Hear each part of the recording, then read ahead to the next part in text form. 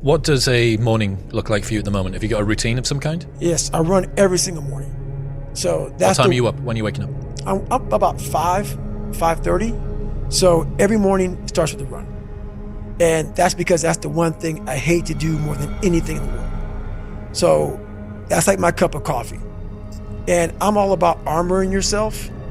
So the second you leave your house, and the second you open your phone, the second you do any of that, you are now letting in poison and cancer. So I make sure a lot of things you can't avoid. So as I get up, I start to armor plate my mind and body. Like a person's going to war, you put your body armor on. That's what I'm doing on that run. I'm waking up and I'm giving myself all this armor. So when I come out in the world, now look at that phone, I'm ready. I'm not waking up late. I'm not rushing around. I'm not disorganized because I know I'm gonna get hit in the mouth. There's an art to getting hit in the mouth. And that is why these things are important. You have to wake up and you have to give yourself belief. You have to give yourself confidence. So it starts with that run. So after the run, I come home, I eat something small. How long's the run typically at the moment? Nowhere under 12 miles. So 12 miles is the minimum. And what are you getting that done in? How long? It depends. Right now I'm running heart rate. So I'm running like 8:15s, 8:30s because I'm retraining right now. Because what's that? Is that zone 2 for you? Zone 2. Yep. Because of the leg surgery I had. So I'm going back, starting from scratch. So anywhere from about 1:30 to 2 hours, I run every day. Mm-hmm. So you're fasted on the morning? Yes. Up, straight out?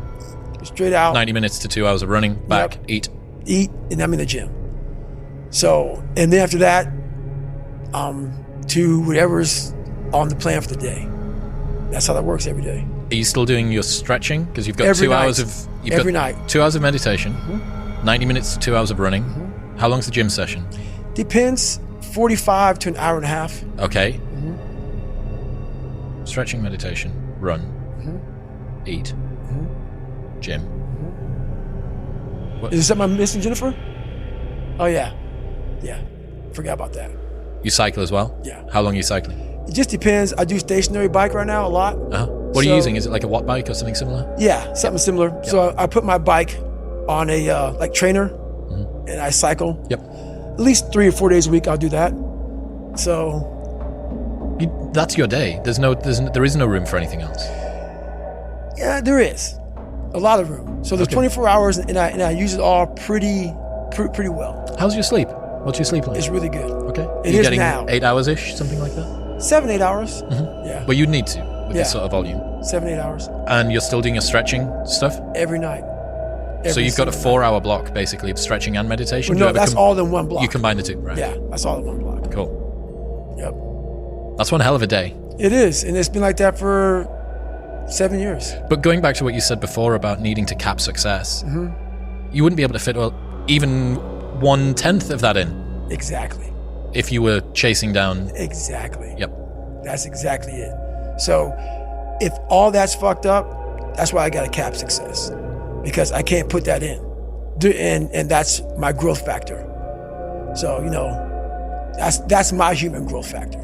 You said before about how you build up self-esteem and confidence and stuff. And there's this quote from one of my friends, Alex Hormozy, that says, "You don't become confident by shouting affirmations in the mirror, but by having a stack of undeniable proof that you are who you say you are. Outwork your self-doubt." Yes.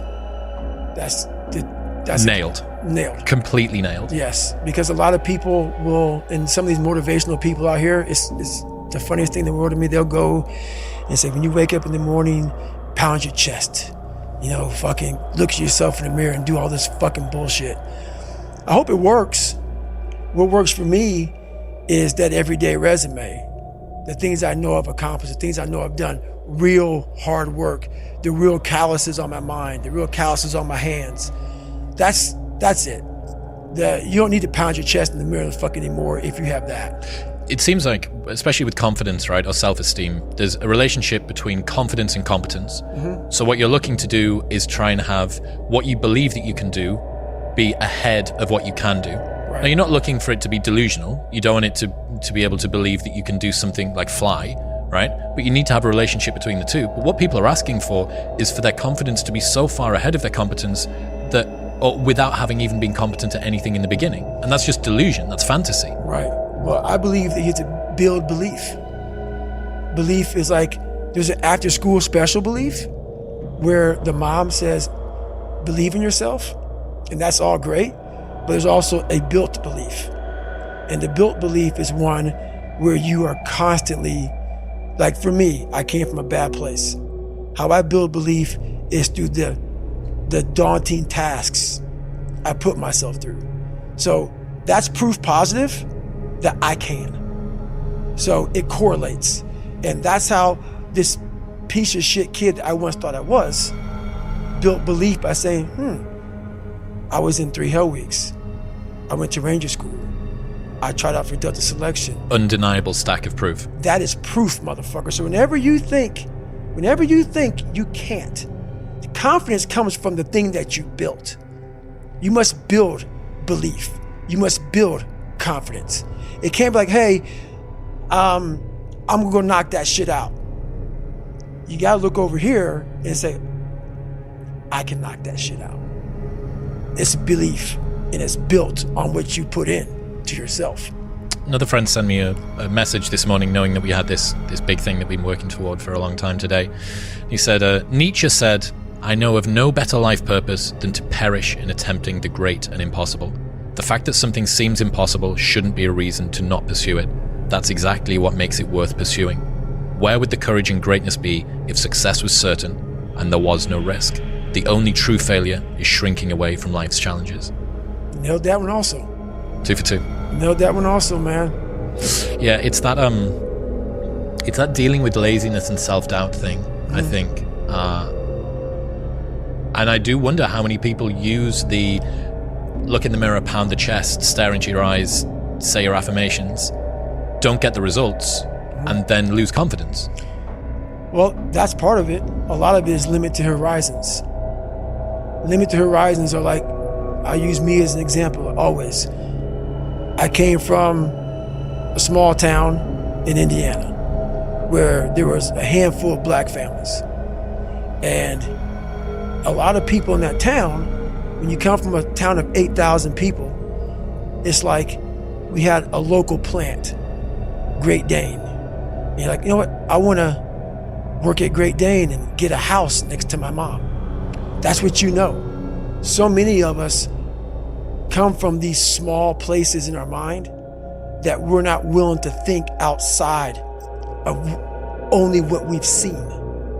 Our mind works in such a small compartment. And one thing I was able to do was to dream. Many people, but don't make dreams your fucking master. But I was able to dream outside those fucking 4 walls of that small town. And until you're able to really put yourself into that dream, but don't make dreams your master, that's where you truly become what you're destined to become. What do you mean, don't make dreams your master? A lot of people sit back and they dream about being a sports figure, or dream about being a SEAL, or dream about being an astronaut, and all it is a motherfucking dream. They don't put the work behind the dream. That dream has become their fucking master.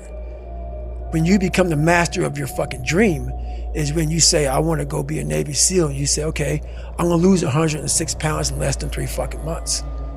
The dream was the one thing I thought about, and the dream was now gone. Now, what comes in, the dream goes away, and the fucking laundry list of fucking details and tasks come up. Gotta do this, gotta do this, gotta do this, gotta do this. That's when you become the master of your dream. So, a lot of people out there dreaming.